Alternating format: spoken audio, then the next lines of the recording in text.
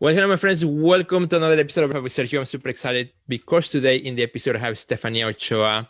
She is an art dealer, art curator, an artist herself, and a whole lot of other things that you're going to learn about today. So don't go anywhere. It's going to be a great conversation.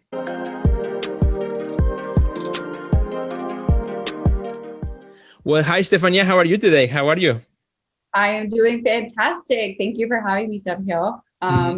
My long distant, long lost cousin, I think. Exactly. Yes. So thank you for being here. And to give you a proper introduction as we kind of start our conversation. So Stefania Ochoa, she is based right now in Arizona. She's an art dealer for BG Gallery. She's also the founder of Soy Yo Magazine. She's also art director for Ethos Creative and a whole lot of other things that we're going to discover today, and possibly my cousin. So it is fun. It's going to be a great chat. I think all our friends are going to enjoy. One of the things that I really kind of want to start with is that you and I, we met through TikTok. It's one of those things that, just as you roll through the feed and somehow we ended up connected. And I saw the last name Ochoa. It got me intrigued. And then I looked at your profile and said, also art dealer. So I got intrigued twice. So I had to reach out to you and find out a little bit more, about the things that you're doing. And the more I saw also when you follow you on Instagram, so all the really cool things that you are doing as well. So I had to have Stefania here in the show, introduce it to all our friends here as well, because I'm sure they will love also the content that you're putting out there. You've been also putting out on Instagram a series for Art Collecting 101 and telling people about the importance of collecting and the process of collecting, introducing them to how to collect art that you love and that you enjoy and you want to live with. And those has been like super cool episodes, really valuable. I really enjoy them myself. And that's why, Stefania is going to be sharing with us today and telling us a little bit about all the amazing things that you are doing. So Stefania, again, thank you so much for your time. Well, thank you for such a warm introduction. I have big shoes to fill now, I feel like. But yeah, so you hit it right on head on the nail. You know that. Yes, exactly. But yeah, so I was introduced to art a few years ago when I was living in New York. I'm originally from California, but I lived in New York from 19 to 26 years old. Okay. And my background was in hospitality. So I was like coordinating events, managing restaurants. So I had like this whole organizational sort of managerial leadership part as like just as ingrained into my lifestyle. Yeah. And then I ended up meeting a lot of underground artists in the music and in the art scene. And I just didn't understand how that could be a profession.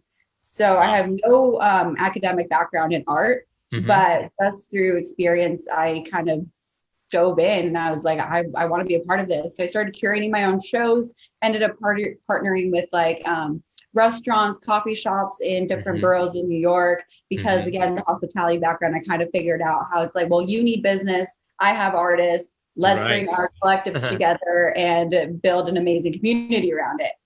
So we ended up doing that, having fundraisers, getting really cool sponsors with like liquor brands, things like that.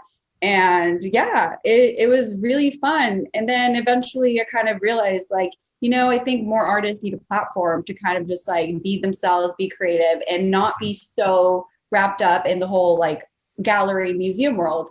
I think if anything too, COVID has made it very clear that the whole way of interacting and bringing attention to art has completely shifted. We can't go to museums, we can't go to galleries anymore. So we have to change the way that we're applying that sort of entertainment into our lives or overall. But I also felt that like people who don't have the academic background in art felt scared of going into these galleries, going into these environments, because they felt like they needed to know the terminology, how to talk to these art dealers and consultants, and they were just scared to ask questions. So I just wanted to kind of take down that facade and that barrier at entry and make it so that people understood that you can have art and be an art collector, even if you only want to spend $20 on a piece of work. You don't need the millions necessarily.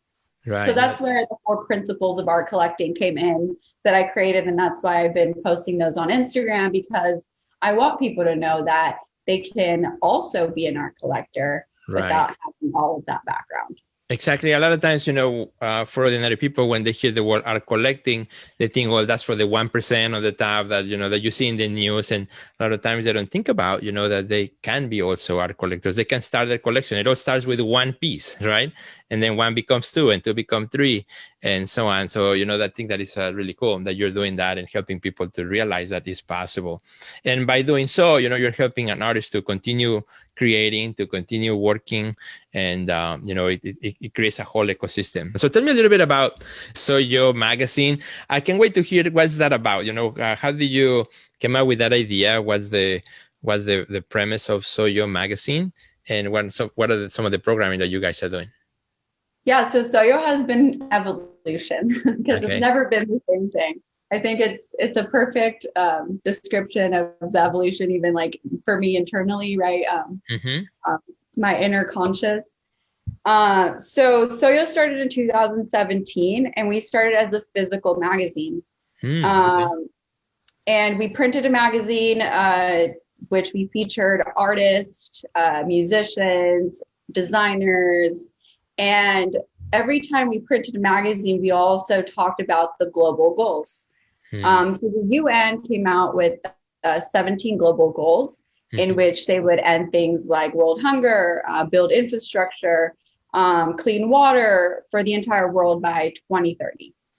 And that's also a big reason as to why I love working with art and artists, because they essentially are the creators who are writing the script of our current history, in my opinion.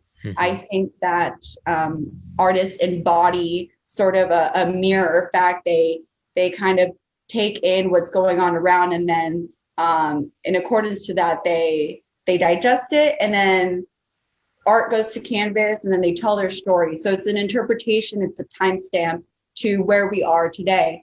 So I felt that having a magazine, bringing in all those different artists who had their own story to tell would be a great way to teach people while being inspired to want to be better and just do things differently. So that's a little bit. That's pretty cool. So let's continue moving on into some of the other things that you are doing too. I keep discovering more about you as we chat. So tell me about also this across America topic that when we first kind of started exchanging conversations through the text and stuff, and then I attended one of your Clubhouse conversations. Tell me about that. Art across America, or I'm not even sure if that's the actual name, but tell me a little bit about that. That sounded pretty interesting. Yeah. So it actually is Art Across America. Thank you for asking that, because it's been a project that I put on pause because I was moving around. I was basically living like a nomad for 3 months, like Mexico, New York, Nevada, California. Now I'm in Arizona finally. So I wasn't able to kind of like set that up. But yeah, so Art Across America is this monthly project that we're doing, and with BG Gallery Soy Yo magazine, we've collaborated to basically talk to artists, art writers, collectors, people in the art world within different states as well as the territories. So we started with the American territories, which was really cool because honestly, I didn't even know a lot about our American territories. So I've been able to interview people in American Samoa, in Hawaii, and I believe we did Guam. We did Guam as well. Wow. And it was really cool because we've been bringing attention to contemporary, but also indigenous art. And I think that's so important when we think about America, because I feel like it's such a melting pot, and we forget that there's actual roots and significant cultural roots that evolved that eventually make the contemporary art that we see today.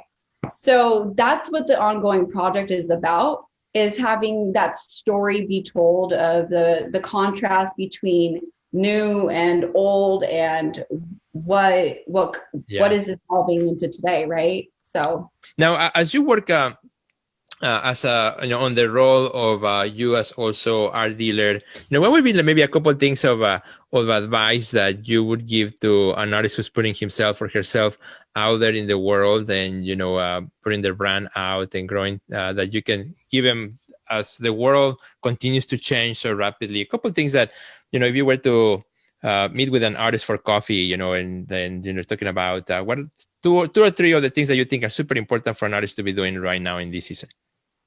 Yeah. I think this goes for artists and this goes for everyone too. Mm-hmm. But for one is figure out what your why is. Make sure that your purpose as to what it is, whatever it is that you're doing, make sure it's big enough. It's big enough to wake you up in the morning, big enough to make you put up with the rejection that you're constantly going to get. Because if it's not strong enough, you're going to quit.